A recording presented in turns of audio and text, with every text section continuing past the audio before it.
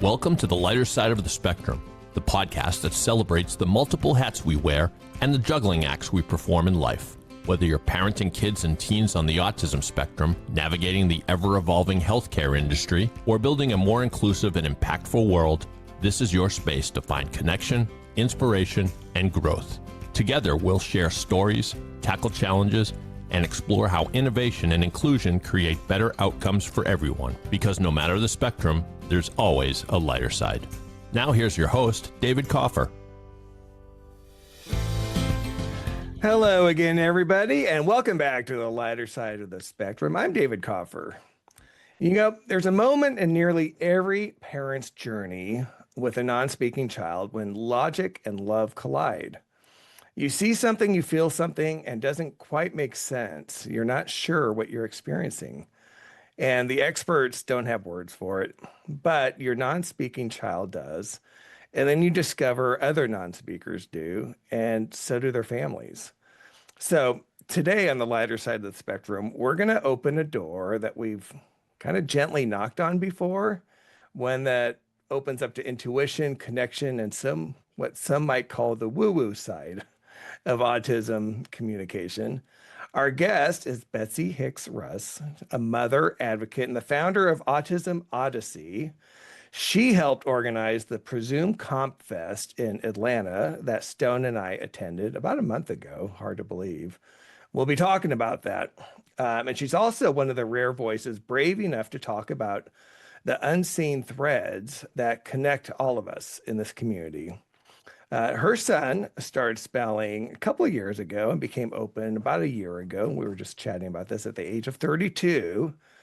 And what followed wasn't just communication, it was a revelation, which I'm sure Betsy would love to talk about. So this conversation is about trust, energy, and the language beyond words. It's not about proving, it's about presuming competence and listening to the non-speakers. So with all of that, Betsy, thanks so much for joining me today. Thank you, David. I guess I'm honored that you chose me for the woo-woo topic. Like that's Well, yeah, there's a reason for that. Yeah, absolutely. It's good. I'll take it. Yeah. It's as I mentioned, it's not something I've intentionally avoided to a degree. I mean, I wanted to focus on that and we'll get into that, but I think it's to the point now where it's just I can't ignore it. It's such a big part of our lives, as we'll talk about. And just wanted to kind of address it along with your story and kind of like what you're doing, which is amazing. So I was wondering, maybe we can kind of start with that. Can you take us back kind of like to the early years of the journey that you've gone through, maybe even before Autism Odyssey, when you're trying to navigate kind of what quote unquote autism support was supposed to mean? Wow. Yeah. I mean, going back since Joey's 32 years old, autism was a totally different world back 32 years ago or 30 years ago when he was diagnosed, because we didn't have the internet and we didn't have each other. Community meant gathering at a library or some community center where you could have support groups once a month or things like that. And it was very different. The benefits of it is we were all in it together.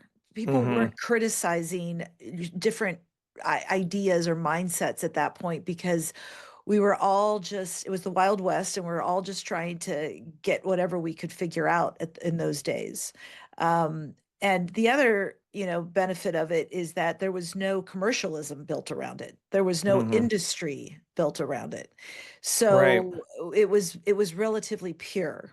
And I watched it, decade after decade, just become more and more about industry and money and the sale of autism. Yeah. And so it's been, I've just seen so much of this journey and experienced so much because I started working immediately. Diet was always my thing because I found that Joey was deeply and helped by a special diet or just a clean diet.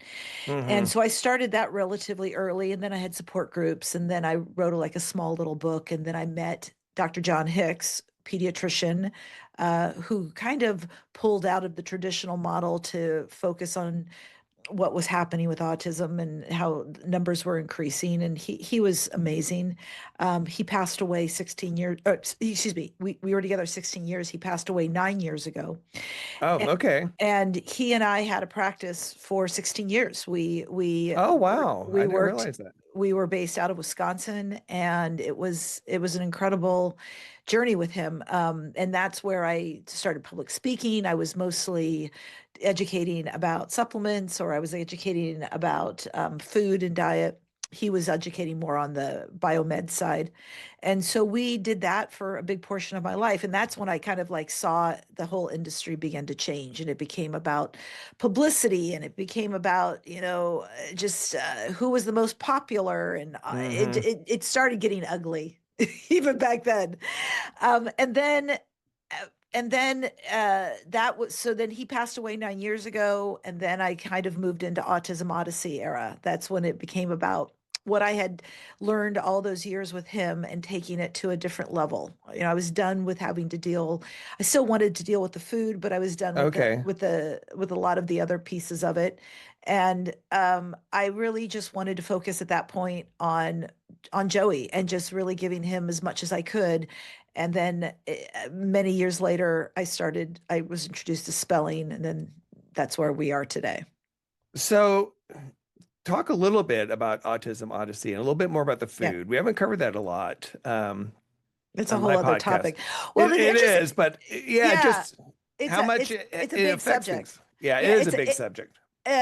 Here's the way I like to tell people. Okay, so you all have heard the term gut-brain connection. Sure. And there's some people that are just like, yeah, I guess, maybe not. My doctor says it doesn't matter, any of those things. But the way I like to explain it is, if you had a cup of coffee to start your day and it got you moving and it got you going.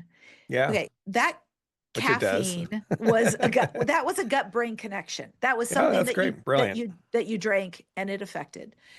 Same thing with a glass of wine, maybe at the end of the day. That's a gut-brain connection.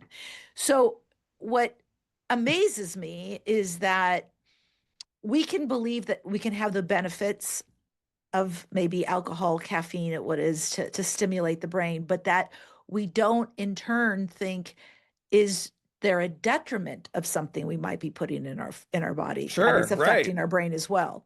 So if you can believe that you get a high from caffeine, but you don't believe that extremely ultra processed food that doesn't really have much of a connection to real food anymore is not going to affect your brain. I mean, it's a little bit naive, because there is this connection. And so my specialty has been working with picky eating, and my frustration is the way that traditional methods approach picky eating from purely texture, which texture is a big piece of it. Sensory integration for our kids is huge. Yeah. And texture, or simply a behavior end of it. I was going to say mostly behavior. You see a lot. Right. And so the behavior piece of it is just like we're understanding with presuming competence, and have as we understand with our spellers, that it's not a poor behavior as much as it is an internal craving. Yeah, And by big that, time. I mean the gut biome massively dictates what the craving's going to be. And the worse the biome gets, the worse the cravings are, and it perpetuates, and it's a catch-22, and it just keeps getting worse and worse and worse. And the picky eating gets deeper and deeper, because now the gut is really messed up and it's only craving the bad bacteria, and then it just continuously goes.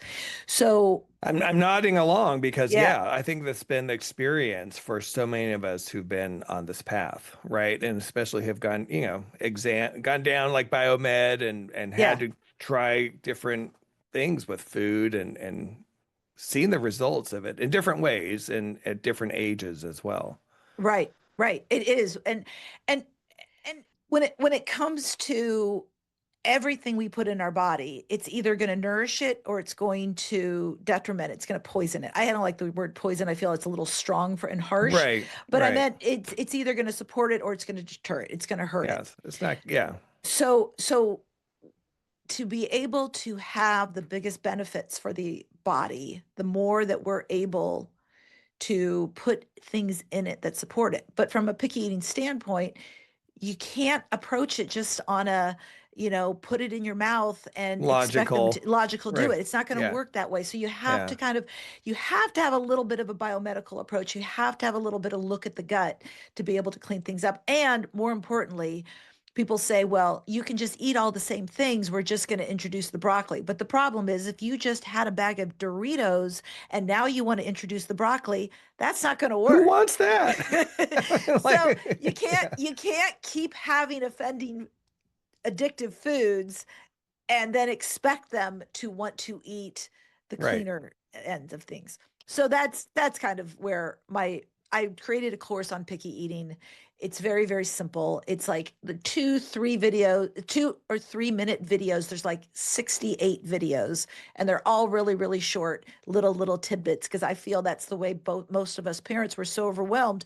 We need to learn things in small little tidbits and not just this. I love that. Yeah, I was checking that out on your website. And so yeah, shout out to the website, right? Oh, Let's thank you. Betsy on the Go. That's where I'm Betsy on the at. go. And Yeah. then that's where Autism Odyssey is. And Autism Odyssey was started from the vest that Joey wears, because that started from he's a very active individual, sports wise, non-competitive sport wise, and he likes to hike and he likes to cycle.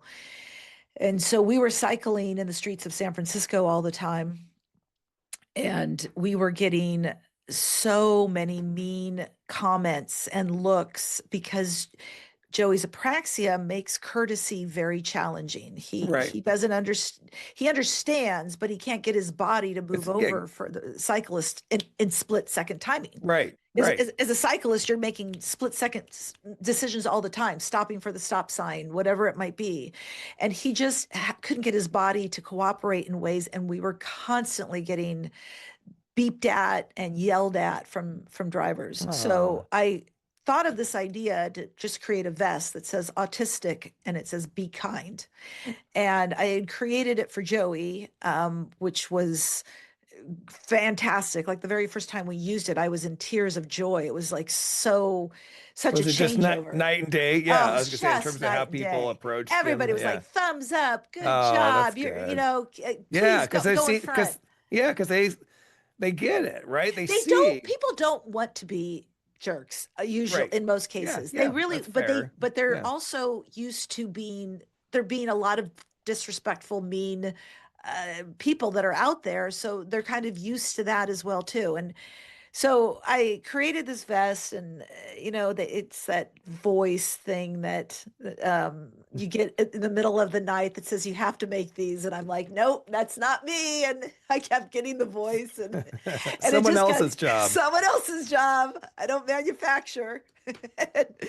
Lo and behold, we've sold probably 1,000 of them by Oh, now. that's great. And all the proceeds, 100% of the proceeds go back into Autism Odyssey, that we either provide free vests or just keeping the cost of them extremely low, pretty much at the cost At the cost. Yeah. So that they're affordable for anybody who needs them.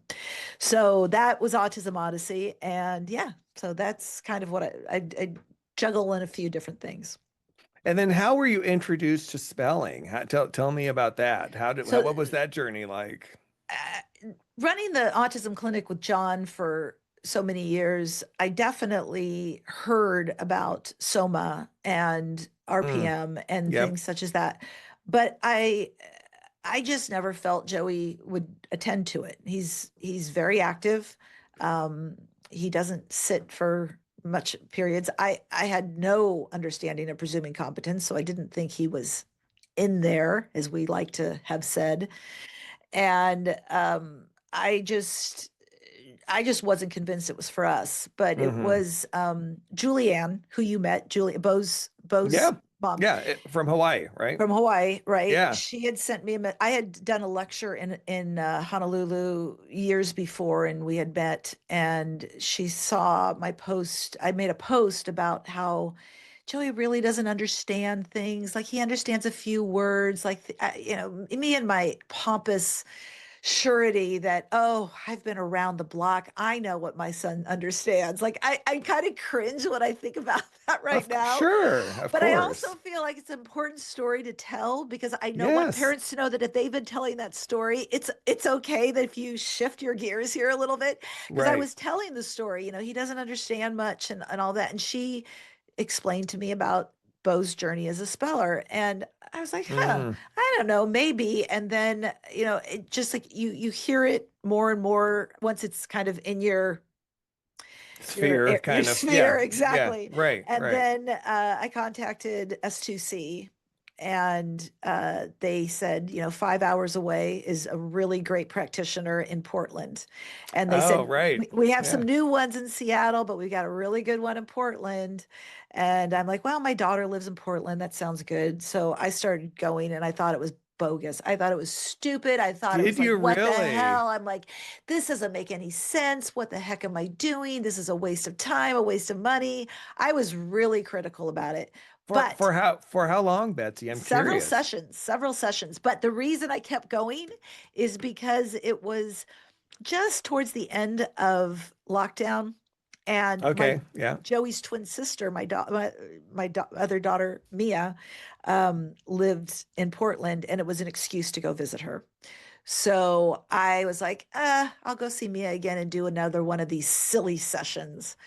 And then after several months of that, so it had only been like 5 sessions, Meg comes to me one day and she said, hey, um, my boyfriend just got transferred to Bellingham, the city that I live in. And I'm like, okay, now like that's kind of a sign. Like I, Right. I Right. gotta, I gotta do something about this now. So she eventually, it took her a while to move. By the time she moved, almost a year had passed by the time we really got centered with everything and got Oh, into it okay. again. And then we started spelling. And after about 6 months, he had his first open Oh, experience. wow. Yeah. Um, and then it's been this incredible journey. Now he's writing poetry. And so, yeah, that happened. So, Right. Yeah. And I know. talk about the first time he wrote poetry for That was you. just it was just last month. So it's not that long. Okay. Actually, it was Yeah. this month.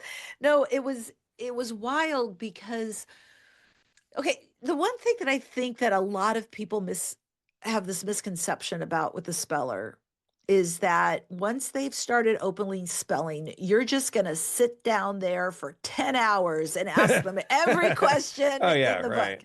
Like Yeah. they're just going to attend to that. And when they first become an open speller, the fatigue is real. Like the Oh, yeah. eye, It's a and lot of work. it's so much work. So I Yeah. mean, I would get 10 minutes here. Okay. I started learning and did some stuff with get a little bit here, and he would attend to Meg at the beginning for like 30 minutes, and then now he's like she has to say you have to go now. Yeah. Yeah. Time to So time to go. go. But it's not like you can just kind of go out there and just start asking all these questions. So you don't really fully know what your child No. knows, and No, you not don't at all. you just don't know the extent, because then like David, I meet you, and I meet Stone, and I hear what Stone's interested in, and then we had met some other parents there who's the one son, mom whose son was an incredible mathematician, Oh, and yeah. Michael. Right. Michael, who can Yep. and can speak or can Crazy. knows all these languages, Yep. and so you sit there and you're like, where is this going? Like it's like going to a movie and having no idea if it's a tragedy, a drama, a comedy. Like you just don't even know what you're gonna be in I for. I I love that analogy. I'm just going to interrupt for a second Yeah, because I actually talk about that, with friends and family, that yeah, I feel like I'm in a movie now. yeah, Like, yeah. I mean, because it's just like layer after layer. Like this, something else happens and something else happens. You're just like, all right, Yeah, okay, I know. why not? Like And this then is when the telepathy tapes came out, it was like, okay, so now this is our life. which Like, is a whole nother layer, which we'll get yeah, into. but I like to think about it from a term of when if you took a caveman and you brought him into modern day 2025, and you just exposed him. Like you had, like, he was in it for 1 hour and he's just like seeing and smelling and all these different things. And then you go back and you say, all right, describe what Tell me how was what just happened. that? And they don't have the language to even describe the senses they were smelling, or, that they're Yeah. seeing. And so that's how we feel like as parents right now, is that I don't even have a language to explain this, because what I'm seeing is so far beyond my comprehension Yep. that I'm just trying to assimilate it on a day-to-day basis. So in answering your question, when he started the poetry and just randomly said, "Can I write a haiku?" and I That's right. I saw your right. Go, and yeah. I was just like, I don't even know what makes up a haiku, and which is proof that they're not getting it from the mom. That so it was wild, and I'm like, okay, so now, then we're like, so Joey, do you want to do poetry? And he's like, I want to do poetry, but I want to do lots of things. Like, we don't need to pigeonhole him into just one interest. Being I think right. he's excited to learn many different things.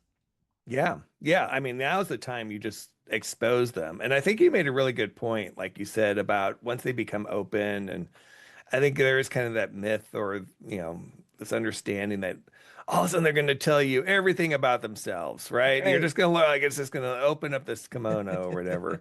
And it doesn't make sense. I loved your analogy, but also you think about, they've been living isolated lives. Like that's kind of like what they're used to, and they have to learn how to share. Like there's a lot of Yeah. kind of, I think, learning that goes on.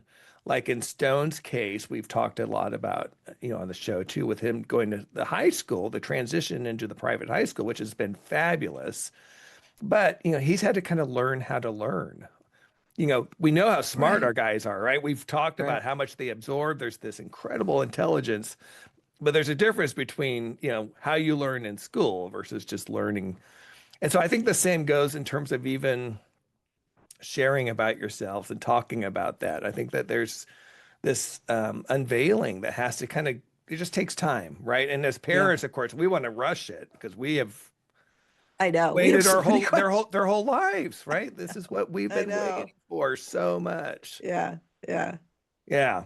So, well, that kind of takes us into the woo-woo world, as we'll call it, right? You talked about the Telepathy telepathy tapes. tapes. Yeah.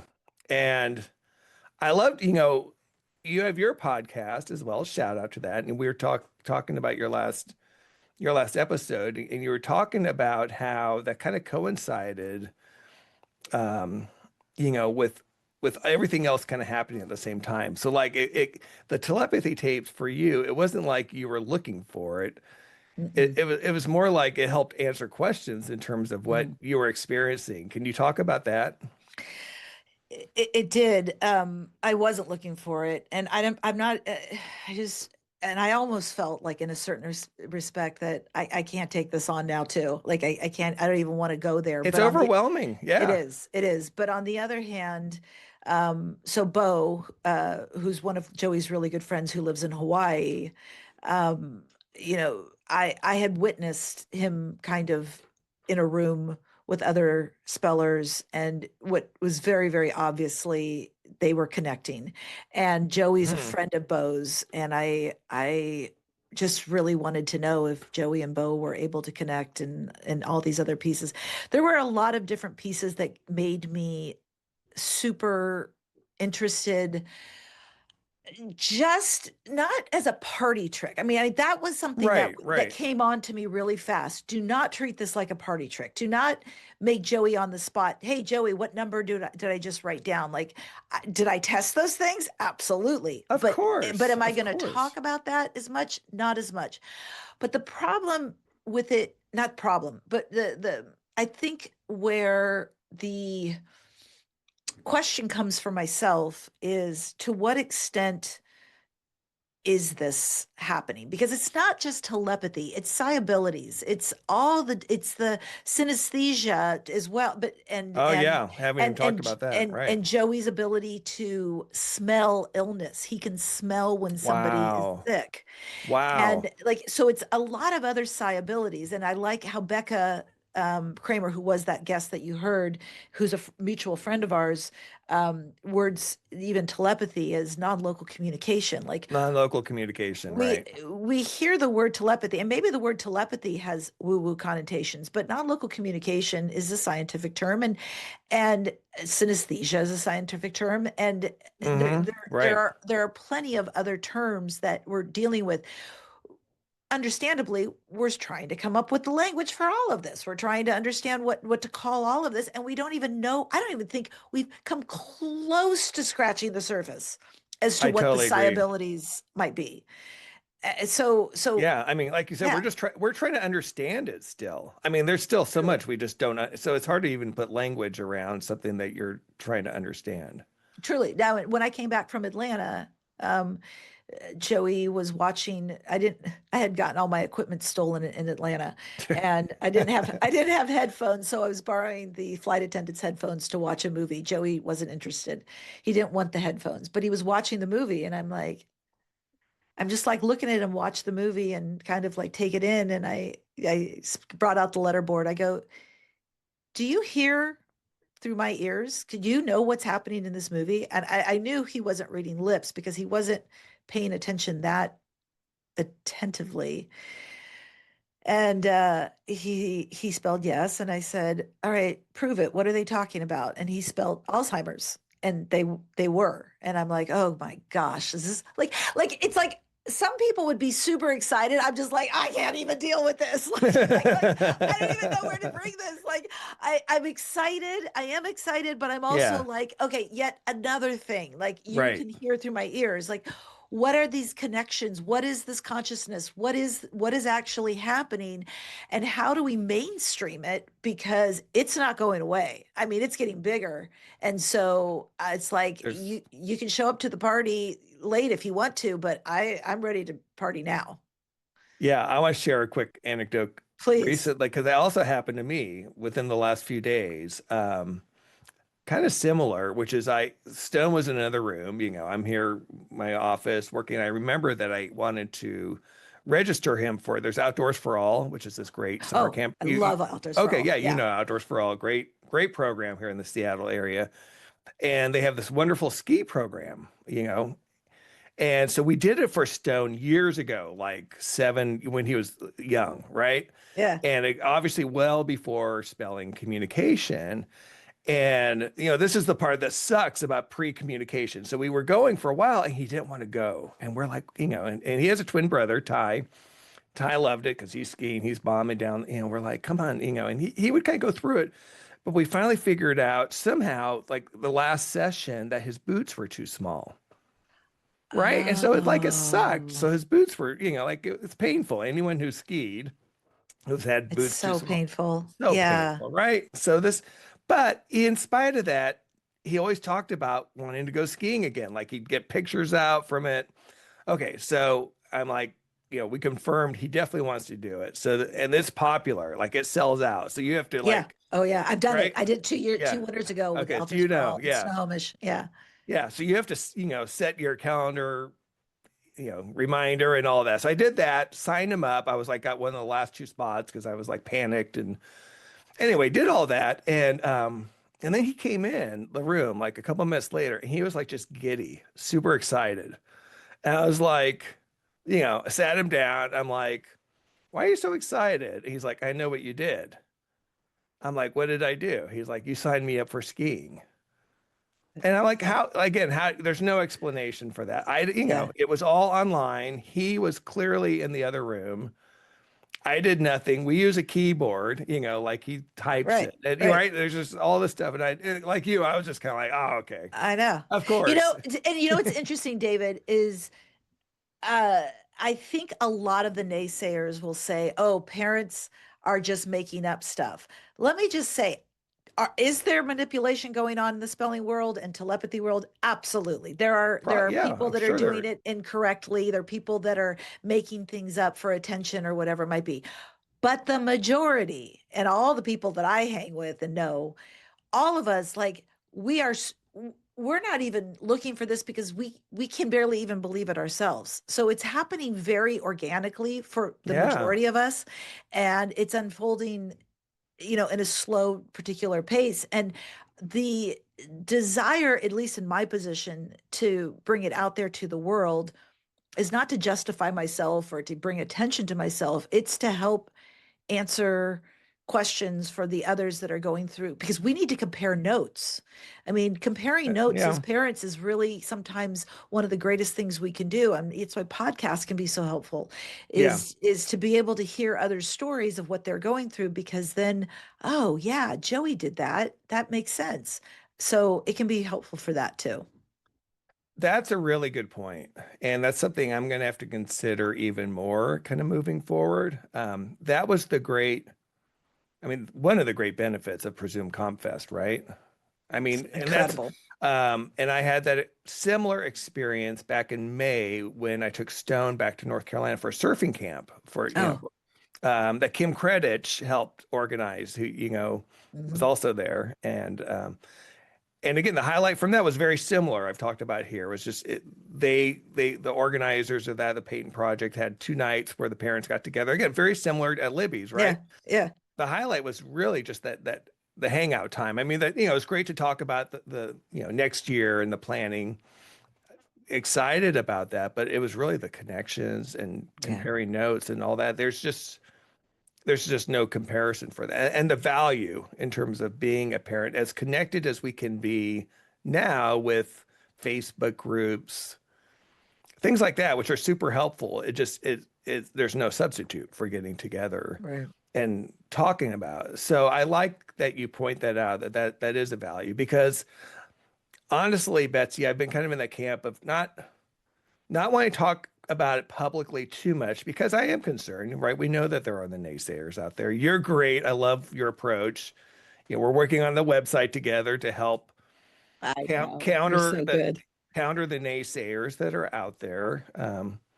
To a certain point, like I said, I've kind of gotten to the point now, like, haters gonna hate sort of Right. thing. Like, who cares? Let's just charge Yeah, ahead, right? I Screw definitely. them. But we do have to address them because unfortunately, there are still some who are in influential positions. Yeah. We have to deal with the ASHAs and some of those still. But so getting back to my original point, I've been leery to talk too much about you know non-local communication, some of these other gifts, because it's such a battle for parents also just to get the services or get the support that they're looking for in schools. And Mhm. that's just to me kind of first and foremost in terms of, like, as we kind of approach the challenges for our community, that's where my interest lies most, is because I Yeah, know how much is lost, when you yeah, think about what's lost in terms of not giving them that access to communication in the schools.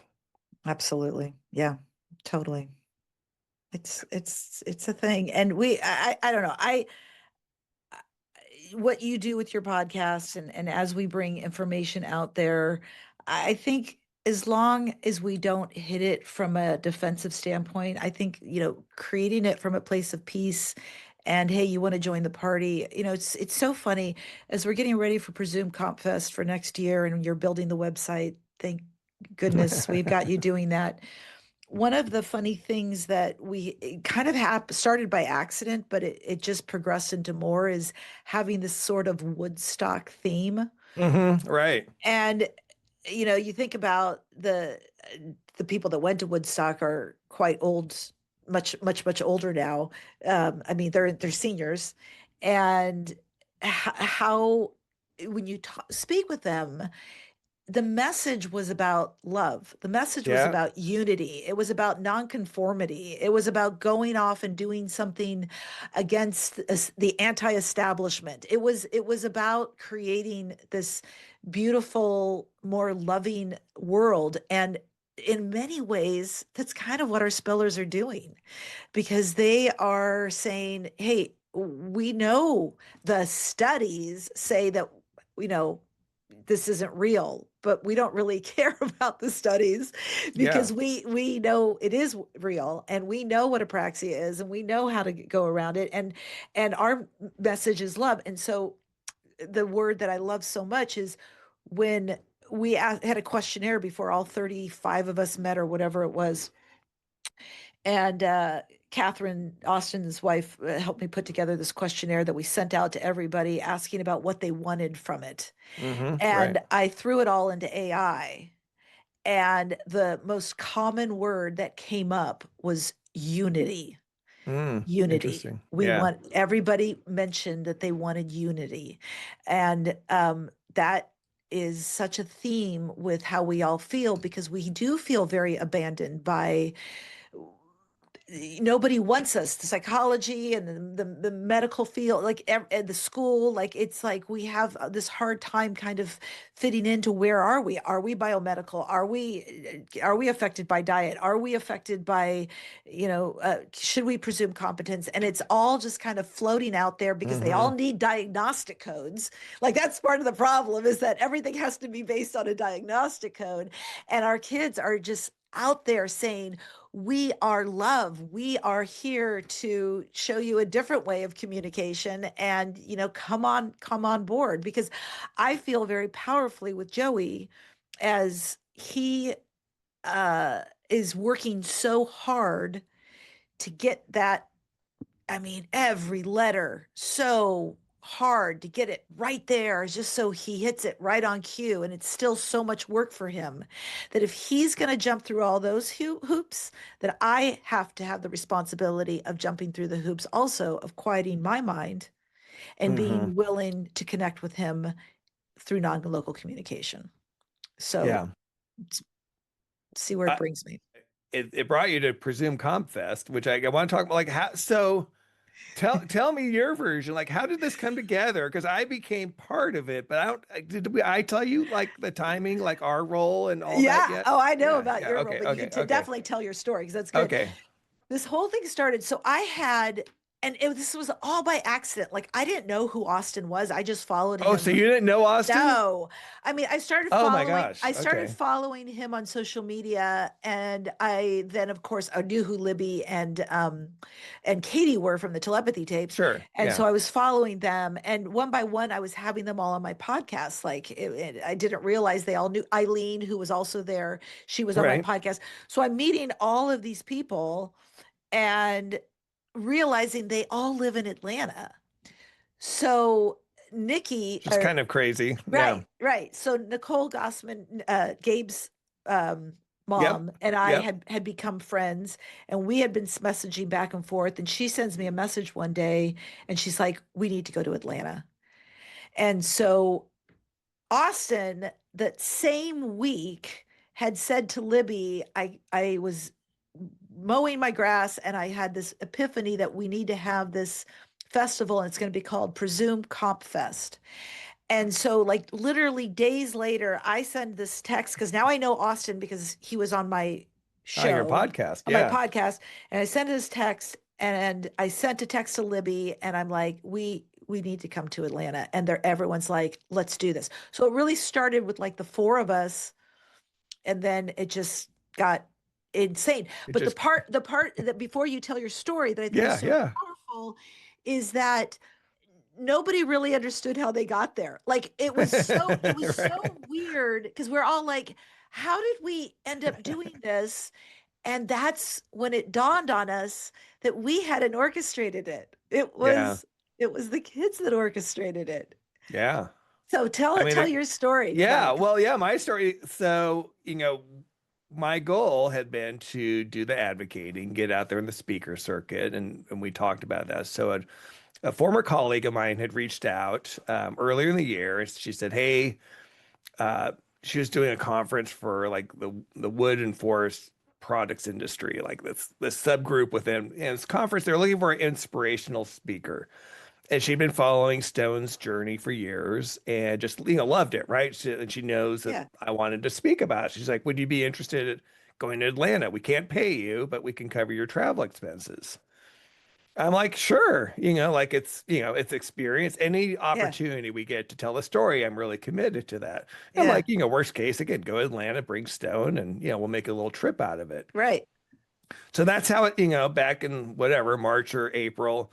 And as the date got closer, I started building the other parts of the trip around it, our DC trip and New York or whatever. That's a separate story, but it got about a month or so ahead, and I'm like, I had become Facebook friends with Libby. Of course, knew her from the telepathy tapes, but didn't really know her. She and Kim had gotten together. They sent me a little nice video message, saying hi or whatever, and can't wait to meet. So I shot her a note and just said, "Hey, Libby, Stone and I are going to be down in Atlanta for this speaking opportunity." She said, "Oh, are you coming for Presume Comp Fest?" I'm like, "What? What is it? What are you talking about?" I said, "When is it?" Oh, And she told me the date, and it's like it was the day after our speaking gig, which like, I'm like, oh, no big "What?" deal. Just 30 of my closest friends coming over to my house. Right, right. Well, that was still, I think it was still fairly early because she's like, "I don't really know what, we're going to meet at No, our we house. I'm didn't. not We sure didn't what know it's what going it to was going to be, be. but We sounds like didn't there'd be a know. bunch." I'm like, "Sign me up. That sounds great." And that's how it all was, like, for everybody. I mean, it was Austin and I. Austin and I were just like, okay, we were trying to hold the parameters of the whole thing. We were trying to Yeah. keep it organized so that we weren't just getting together and it was just going to be lost.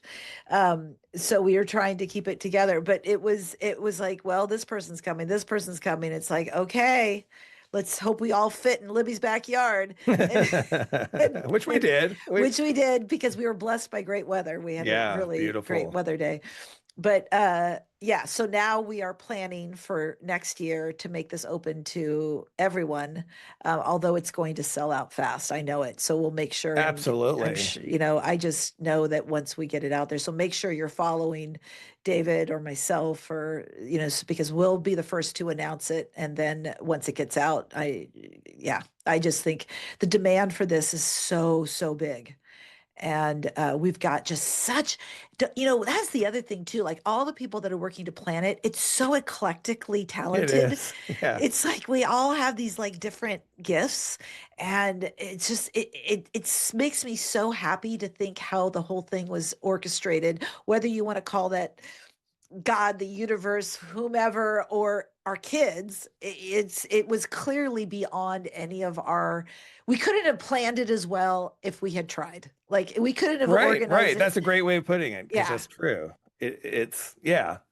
And it was just such a great experience in terms of once we get together. And I think, I don't know, I'm not a military veteran. I'm not, like, I can't make comparisons, but I do think obviously we have the bond because of our non-speaking kids and some of, these, however we want to call them, the gifts or talents they have. I'm sure that plays a role, but there's also just the lived experience that we've had, yeah, Betsy. I mean, like, yeah, there is nothing like, being a parent in this space. And I think it's just kind of knowing it and just understanding that when you meet someone, there's just, I don't know, like an instant connection. And yeah. that's the part that I love, right? Everyone that I met, it was just like, you just like, okay, like I've known you forever, I like, know, it's so right, true, and that was so exciting when I realized how close you lived. right. We're like, oh my God, we're practically neighbors. Yeah, and I think that that's in general what all of us need to be focusing on more, is our commonalities instead of our differences. I mean, in general, forces that want to manipulate and control us do so by dividing us. Hmm. Right. So by dividing ourselves and putting ourselves in different classifications, we turn ourselves off to learning different ways of doing things, different people's experiences. And it's amazing how much somebody can discount somebody else's experience because, they'll say, oh, well, that's not true because, whether my political party or whatever it might be doesn't believe that. And it's just like, can we all just appreciate everybody's lived experiences and go from there, where sure, we're going to Yeah. have differences, but let's focus on the commonalities. Let's put our time into that, because you put 35 people into any room, you can find a topic that everyone can argue about, but you can Sure. also find Absolutely. topics that everybody can agree and to support each other and to listen. And so that's the cool thing about our intention. And the other thing that's great about Presume Confess, there's no sponsorship of, like, Yeah, there's no brought to you by. Yeah. There's no brought to you by, exactly. So as opposed to the spellers programs, which don't want to talk about telepathy, they don't want, like, you can't talk about this, you can't talk about that, and we're just like, no, we're here to just talk and love. Which And I understand, by the way. Like I do. I you know, get it. Yeah. yeah, I just want to make sure, like, I get it because again, especially when the telepathy tapes erupted, and I've been on the Facebook group for a while, and the people who want to talk about, I mean, it's a really, like we've been talking about, it's a fine balancing act between celebrating and supporting the spellers and everything they need to be successful as much as possible, just in life, right? Like, just get them. There's that piece of it, but then you start introducing the whole non-local communication and all Yeah. the questions like, hey, does this happen? Like, it's too much of a distraction for the Yeah, core, for what we need spellers. And I asked to, I like, I want agree. them to do their job, which I I think they're agree. doing a good job at. Let's get more practitioners. Let's, keep getting the word out. You guys do that, then kind of let other people, you Right. know, I agree with like you. Kai Dick, like we've got Yeah. people covering that. Like, we've got really good people telling these stories. That's great too. There doesn't have to be like a forced overlap where, again, we are, but we're trying to do it, like you said, in a more, I think, organic fashion. Which is great. But I definitely think about what Becca said, because my mantra used to be, I have so much respect for the Spellers program because they've been trying to gather all this data, and they say now that the telepathy has set them back 10 years. But after talking to Katie Asher and Libby, and now after talking to Becca, I am realizing why their data has not worked and why their data has not been able to come up, be accepted as a consensus in the scientific community because of the non-local communication factor. It's that Hmm. the message passing test that cannot seem to make its way past for the spellers world, but that is a testimony for telepathy. So that's why, as much as we want to take out anything with telepathy, the data actually can't really be proven of the efficacy of spellers without somewhat understanding a part of the telepathy. So it's a interesting piece to see how it's all going to unfold. But as Becca says, in the process, we don't have time for all the science, the consensus of the science. Let's start presuming competence now. Yeah, why not? I mean, there's not, like you said, there's nothing to lose coming from that position, truly. I mean, Yeah. there's so much to gain. Okay, well, as predicted, we have so much to talk about. But there are a couple of segments I did want to get to because I know you came prepared. So why don't we first start with your with our autism tip of the week? Hey, parents, gather around, it's time to speak. We're here with your tip of the week. Strategies and wisdom just for you. Autism parents, we know what you go through. All right, our tip of the Wow. week is back, and I know Betsy has brought it. What do you have for us? Um, Like well, our I war. actually discussed some of it already as when I was talking about food as medicine, but now I'm coming up with a new one real quickly That's because great. I already Yeah. talked the food as medicine. Okay. So Yeah. my new one that I'm coming up with right now is how to quickly and easily make food medicine. And Oh. that'll be a good tip for the day. So herbs. Herbs have the more nutrient density than vegetables, and you don't need to use a lot of them to get a big pack of nutrition. So Hmm. if you can start getting in the habit of having freshly cut herbs, parsley, cilantro, rosemary, thyme, fresh herbs, and using those sprinkled into a bunch of your foods. For example, Like pizza? you could cut up a bunch of parsley and sprinkle it on top of the pizza if you want to. I mean, for Okay. Joey's situation, Joey's a big rice eater. Oh, So okay. he never eats rice without me having some sort of I parsley love that. incorporated in there. Or he never eats mashed potatoes without maybe a little floret of cauliflower that's blended in with the potatoes so that he's getting that as well too. So always, but for the herb part of it is specific because herbs are just so packed, and you can make things like chimichurris and sauces just with herbs that can be dipping sauces. And if you don't want to focus on vegetable, focus on herbs. That's your tip of the week. I love that. That's a great tip. Thank you. I am going Yes. to incorporate that right away. Good, good. All right. So now we have another segment. This is called our parent confessions. This is, again, when we've been kind of doing it already, right? Talking a little bit about things in the past, maybe that we wish we had done, whether it's kind of cringeworthy, embarrassing, or just kind of funny or silly. But of course, we have a jingle for that too. Morning routines can go astray. Found socks in the fridge one day. Laughter's the best remedy. Hey, we're just finding our own way. Mom, Dad, confessions every week. Sharing joys and moments we seek. Honest tales that make us unique. Join the club, we're never meek. Okay. David, your podcast is next level. Let me just say that. Thank you. I gotta Well, tell you. it's all because of my producer. Oh, that's incredible. Well, I'll tell a really quick story. Yeah, please. So, Joe, see, oh gosh, 7 years ago, we had the opportunity, Ron, myself, and Joey had an opportunity to go live in Argentina for 6 weeks, 7 weeks. It was almost a month. It seemed like a year. It was not one of our best experiences. Argentina's phenomenal. Argentinians also phenomenal. Joey was not having it, and it was a very, very challenging situation. A lot of things went wrong, and it was not a great experience. We did, however, manage to get to Iguazu Falls, which is it's the whitest waterfall in the world. And it's right where Argentina and Brazil and, is it Paraguay? And Paraguay, I believe, connect. Uruguay, maybe it's Uruguay. I'm sorry. One of those.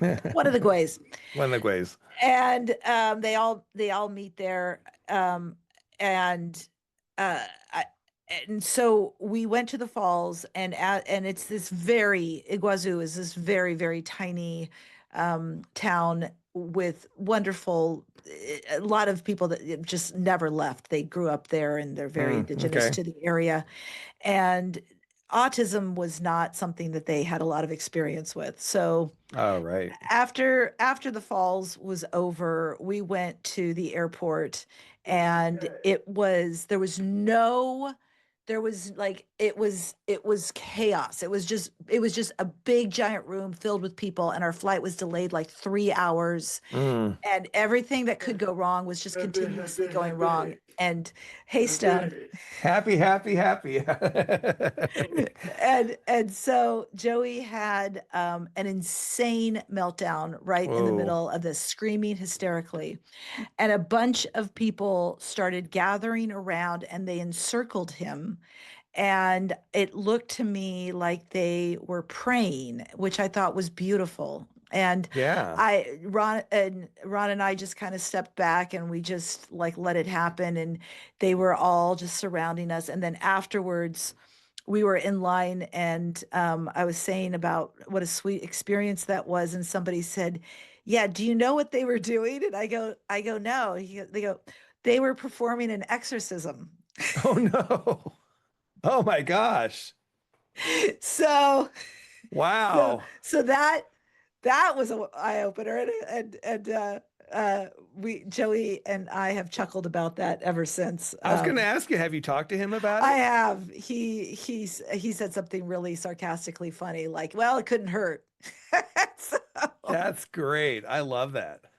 So yeah, that's my story. Wow. That I think that tops them all. That's right up there. Well, it just goes to say it was just the intention. The intention is that I always talk about that with the demon, whether you want to call it a demon as an entity, or you want to be a demon as your own internal demons, your own things that you're facing with as being your demons. It's all just schematics. It's all just language. And I do hope that Joey can get rid of his own internal struggles and challenges that haunt him. So if you look at it as the intention, and the intention was pure, it was. Yeah. No, I was gonna say, yeah, we could talk more about that. In some Yeah. ways, you could kind of make the argument that apraxia has kind of a demonic Exactly. effect on Yeah, the kids because right, it's exactly. that's so negative in so many ways and just Yeah. can have. All right, so last segment we do is fact or fiction. Get QuickTime ready, and here we go. This is Autism Fact or Fiction. We're breaking down what's real, what's rumor, and what might surprise you. Let's go. Fact or fiction, believing in non-local communication means you've left science behind. Have you? Well, I say it's fiction because I don't think you leave science behind just because just because you believe that this is happening doesn't mean that you're abandoning science completely. Well, I guess I should phrase that differently. No. I hear what you're saying now. Okay. But the thing that's interesting, and I spoke with Becca about this too, is that science can also be propaganda. And you have to be, I mean, I understand, like, science is science, but science can be used as propaganda, and science can be used to forward somebody's agenda. And that's something that always has to be thought of. But yes, it is fiction. There's plenty of science to be had in this if you're willing to really look at it openly and not from a biased standpoint. Or I would go one step further, maybe say kind of limited. I mean, this is again part of my journey is just understanding the limitations of the materialist world that we've all been kind of exposed to it and kind of that we accept as science. I think what we're learning is science kind of goes beyond that we're still evolving as far as we've come, right? I mean, there's no denying it's incredible when you think about the advances that have been made in the scientific and medical field all across the board, right? Mind-boggling, but we're still going. We're still going. Like we're still going. We're still going from the refrigerator mom's, ideas of autism to smoking helps you relax when you're pregnant, to all the different science and doctors' opinions that have kind of altered and changed. And we have to be open to that evolution of all of that. Yeah. All right. So before we close, Betsy, if you could send one message to every parent who's maybe just beginning their journey, what would that be? It's a marathon, not a sprint. And that is essential in the sense that we feel that we have this very small window. Yes. But the window is not necessarily... that window of opportunity is not necessarily what we have been told it is, because my son I didn't realize he is aware and presuming competence till he was 31 years old. And we're still now able to enjoy this beautiful life. So to relax a little bit, and I understand the meltdowns are hard. The behaviors can be really hard, but you're slowly getting who you are is becoming a calmer version as you start realizing how small the things that you used to worry about are, and what really tremendously matters, and to take your time, because in the last part of that is that more bling, more flashing lights, more technology is not always better. That the simplicity, that's my favorite thing about the simplicity of a letterboard, or the simplicity of taking a walk in the forest and doing a little forest bathing, or being on a mountain, or being by the water. Like that, to me, I have found in 32 years holds much more benefit than any expensive therapy that I could have ever done for him. That's great. Great advice. Well, Betsy, thank you so much for being here. Thank you for your courage, for giving permission to talk about what so many have felt in silence and maybe were afraid to talk about themselves. Really appreciate it. Enjoyed talking to you so much. Thank you so much, David. Thanks for having me on. And all the listeners, please make sure you drop me a note at david.kaufer@hey.com. Hey, Stone. Yeah, a little later. And check me out at davidkaufer.com. Okay. And until next time, this is the lighter side of the spectrum. Stone and I say goodbye.